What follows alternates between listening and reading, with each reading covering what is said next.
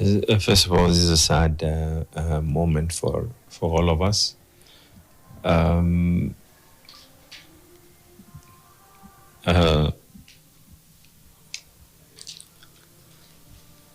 Just yesterday, before I traveled, I had some work,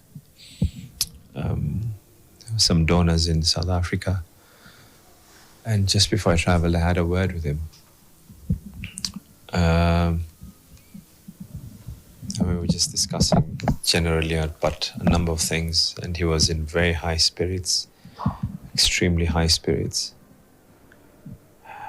Before that, I talked to him, I think it was just after the trip that we had gone to Kasipul and Magarini.